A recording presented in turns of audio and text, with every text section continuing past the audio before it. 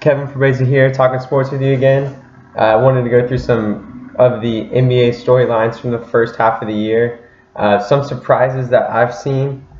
Toronto right now is the 1 seed in the East. I don't think anybody saw that one coming.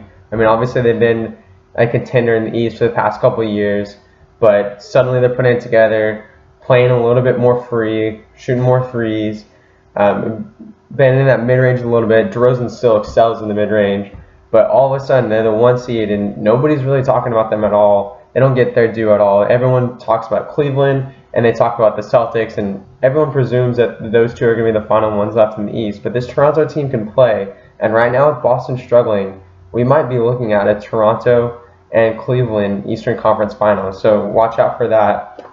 Second quick storyline of the NBA first half, the Chris Paul and James Harden duo has been a wild success.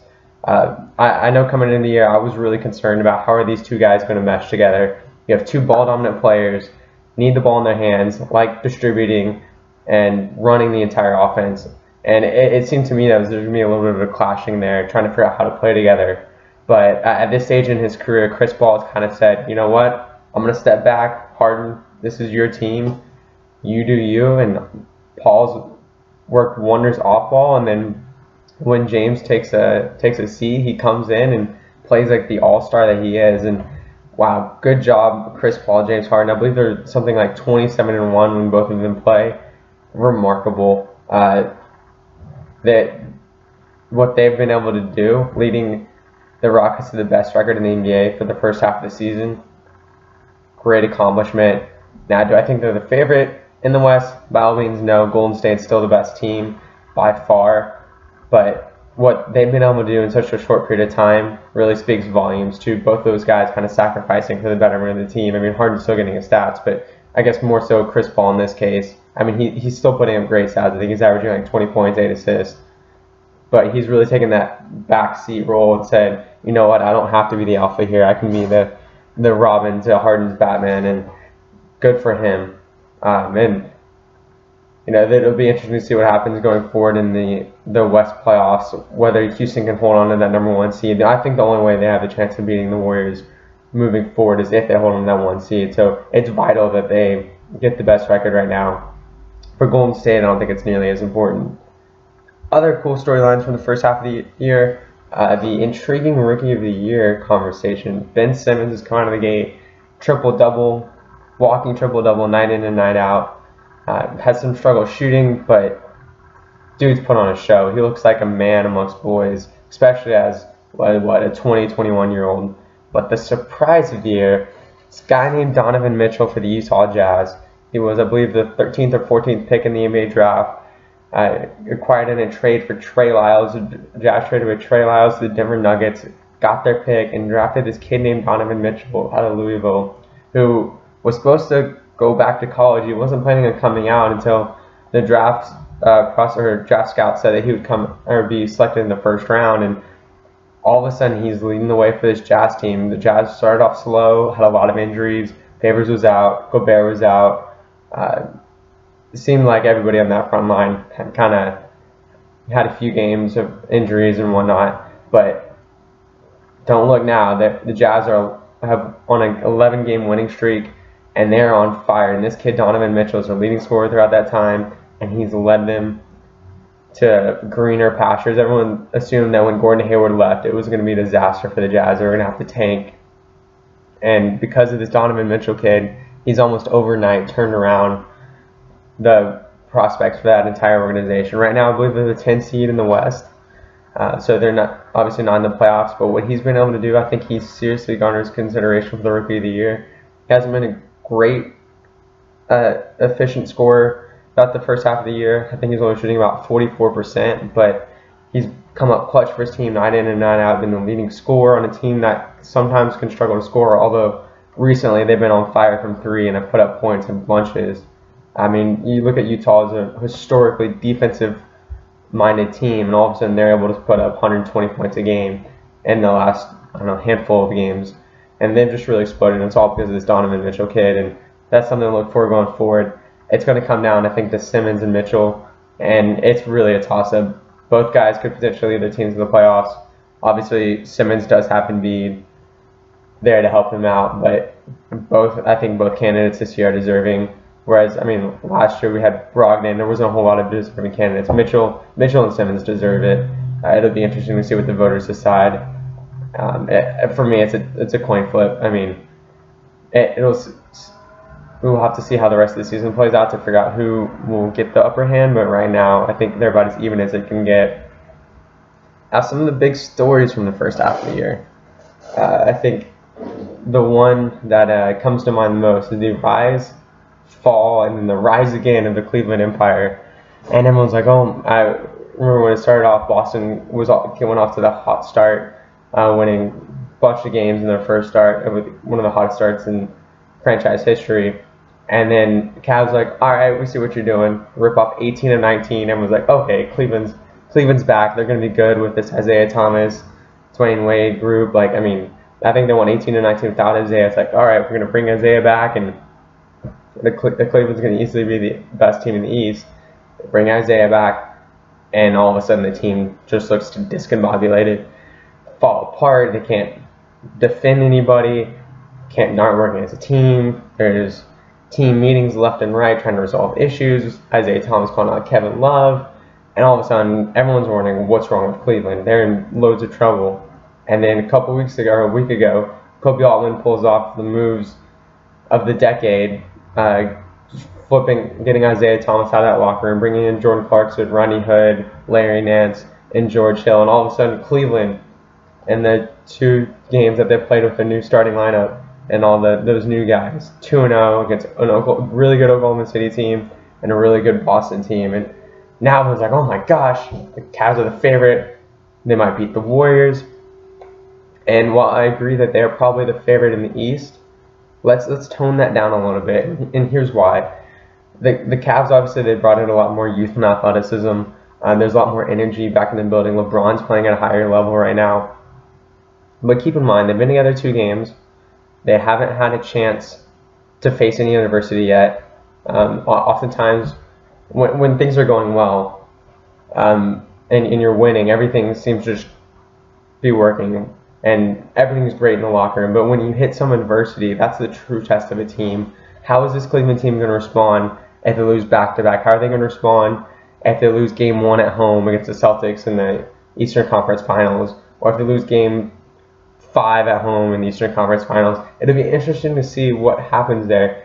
And it also something that you have to consider is, right now there's no scouting reports on these guys. George Hill, Jordan Clarkson, Larry Nance, Rodney Hood haven't played for Cleveland. Cleveland's not running a whole lot of offensive sets right now. There's not film on these guys. So Oklahoma City and Boston don't have film to study. They're coming into these games blind. I mean, oftentimes NBA teams will have watched tons of film on their opponent, and they know exactly how their opponent's going to attack them on a possession-by-possession basis. But with the Cavs right now, teams don't know. And over the course of the next 25 games, we're going to build up all this film. And okay, how does Rodney Hood play off of LeBron? How does George Hill fit in there? And then once we come to the playoffs, you're going to have 25 games worth of film, and all of a sudden, a guy like Brad Stevens is going to have that and say, okay, look, here's what we need to do to eliminate X, Y, and Z. And Brad Stevens, being the great coach he is probably going to find some sort of an answer or solution. Not saying that Boston's going to stop them, but let's just temper the expectations a little bit. I mean, there are a lot of great coaches in the playoffs, and these teams, once they have some sort of knowledge about what the other team's doing, oftentimes can slow them down a little bit. So let's pump the brakes. Yes, do I think Cleveland's now the favorite in the East? Are they the overwhelming favorite? Maybe not as much as people are making them out to be. Do I think they can challenge the Warriors? It would take a lot. I think the best analogy I have for it is the Cavs have a puncher's chance. I feel like I could see a scenario where maybe Cleveland plays 14 games, making it to the finals, losing only 2 on their route. And very well, I mean, you could see it going the other way where they have to play, a couple 7-game series in there as well. But you could foresee a scenario where they only lose 2 games or so en route to the finals. And if you look at the West, the teams the Warriors are going to have to face this year are going to challenge them more than they have in previous years. I mean, you look at the 4-5, if they get the 1 seed or the 2 seed, the 4 or 5 seeds this year, Oklahoma City or Minnesota. They could potentially play one of those teams in the second round. They could play a Houston team in the West Finals. And I think either of those teams are going to give the Warriors a run. Now the Warriors I think are still going to win those series, but maybe the Warriors get pushed to a 5, 6, 7 game series, maybe a 6 or 7 game series against either of those teams. And all of a sudden, instead of being fresh like last year, where they played 12 games en route to the West Finals or the finals, now maybe the Warriors all played 18 games compared to 14 for the Cavs, and maybe that little bit of extra rest for the Cavs will pay off. There have been signs about the Warriors being fatigued after having made the last 3 finals and kind of just not being all there as a team. So that's something to look towards. Again, I think there's a puncher's chance for the Cavs. Maybe they beat them just because the Warriors are more fatigued than them. But it would take a Herculean effort from LeBron one way or the other. And another thing to think about with the Cavs is they still have to integrate Kevin Love into the lineup. And everyone always assumes when you add a superstar back to the mix for a team, the team's just going to get better. But it's another mouth to feed. It's another guy to worry about or try and defend as a team. And it's not as simple as A plus B equals C. I mean, you really have to figure out how to integrate these guys well, and that's going to be a challenge on Tyronn Lue. It's going to be a challenge on LeBron to make all these pieces fit together for the rest of the year. And we might not have a whole lot of time for these Cavs to get adjusted to playing with Kevin Love. I think he's out for another 6 weeks or so. And so you'd be looking at maybe 4 or 5 games with Kevin Love before you start the playoffs. And that's going to be difficult for the Cavs to try and figure it out in that short period of time.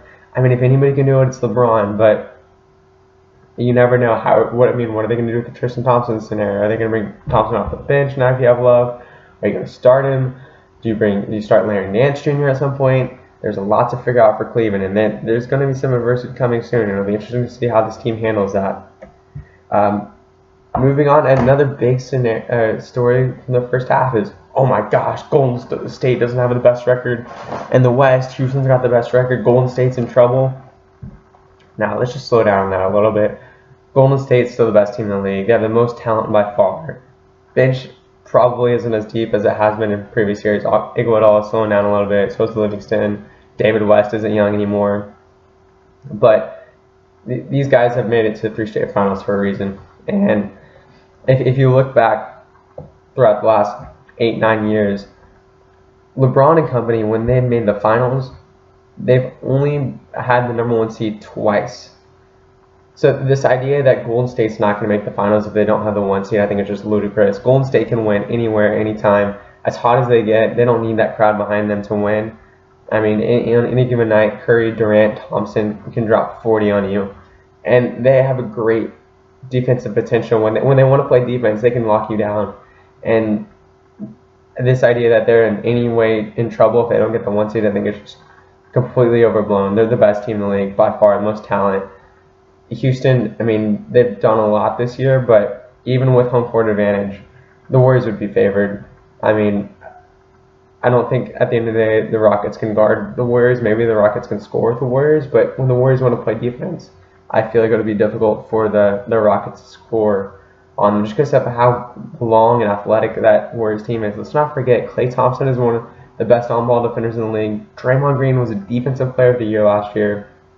And Kevin Durant has all of a sudden turned into a defensive megastar. He's getting blocks, steals, becoming basically a modern-day stretch 5 who can handle the basketball. He's getting blocks, rebounding, doing everything he needs to on that end. This team is good. Maybe they're a little bit tired and fatigued right now, a little complacent, but I think they're going to be fine moving forward through the playoffs. And another thing that's been kind of wild this year is kind of like a few years ago, I believe in the 2014-2015 season, there's a really tight race in the Western Conference. Right now, the 3 seed and the 10 seed, I believe, are separated by 3.5 games in the standings, which is just, it's crazy. I mean, you're going to see 2 good teams not make the playoffs from the West, and it's going to be interesting to see how this goes down. Some storylines to watch. Are the Spurs going to reach 50 wins this season? Not looking like it right now. Who's going to end up getting that 3 seed, 4 seed? Are the Jazz going to make the playoffs after this huge run that they put on? I mean, it's crazy. They win 11 straight games, and they're still sitting outside of the playoffs. It's just a testament to how good the Western Conference is and how competitive that 3 through 10 is. And as well as, or as good as Oklahoma City has looked at times, they're still only a game and a half up, I believe, on the Jazz. For who, of course, the Jazz are sitting in the 10th seed. Oklahoma City is in the 5 seed, I believe, right now. So there's a lot of things that could happen. We're going to see a good team not make the playoffs. It's just, again, Western Conference is maybe not all those teams are great, but they're all close and they're all competitive. So it'll be interesting to see what happens there. Now, let's move forward to the what I like to call the completely biased, but I'm going to try and be objective portion of the show. And I just wanted to talk about the whole Kawhi Spurs thing. I know, obviously, I'm a huge Spurs fan, so this first half of the season has been a little rough as a Spurs fan. You know, watching the team struggle without Kawhi. They start off well, but they've really hit a tailspin recently. Haven't had a lot of their guys around recently. I mean, a lot of talk about the Kawhi issues, but I just want to throw this out there, and maybe you guys will disagree, but honestly, I think Kawhi being injured is the best thing that could have happened to the Spurs team. And before you just call me crazy, let me preface it with this. A lot of the youth that the Spurs have right now is having an opportunity to play because Kawhi is not there. DeJounte Murray's been able to step up and learn how to be a primary ball handler in offense. Kyle Anderson's gotten a chance to start, learn how to play defense a little bit better, be the main go-to option on offense, trying to facilitate for everybody else. LaMarcus Aldridge has gotten a chance to get back his form and dominate in the post like we saw back in his Portland days. And this is huge, if they can integrate LaMarcus Aldridge back in, Kawhi Leonard back into that offense when Kawhi gets healthy, and it's big if he gets healthy for this year too. But I really like what they've done. They've got these young guys have confidence. Yes, the team has struggled as of late. The team's got confidence. Throw Kawhi Leonard back in that mix. I believe the second best player in the league behind LeBron. I mean, there's a debate between him, Durant, and Curry. I think it's a toss-up between the three. Bring back Kawhi Leonard. Remember how great this guy is. 2-time Defensive Player of the Year. Averaged 25.5 points per game last year. And really can take over a game at any point in time. I think this Spurs team is going to be a force to be reckoned with. I mean, obviously they got to make the playoffs first, and they got to get Kawhi healthy. If Kawhi's not healthy, this team's not doing anything in the playoffs. They probably lose in the first round.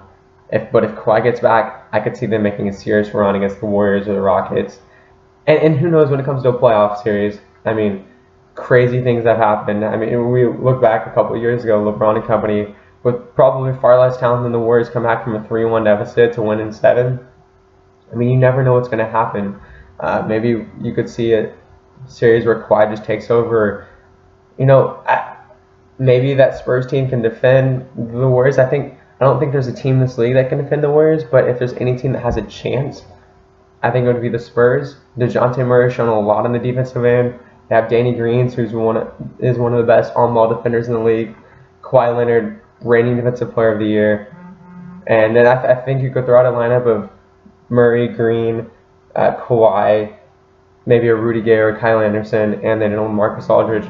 Maybe they're not going to be able to stop the Warriors, but I think they're going to be able to make it difficult on those guys. And would the Spurs, that lineup for the Spurs be able to score against the Warriors? Maybe not. I mean, who knows?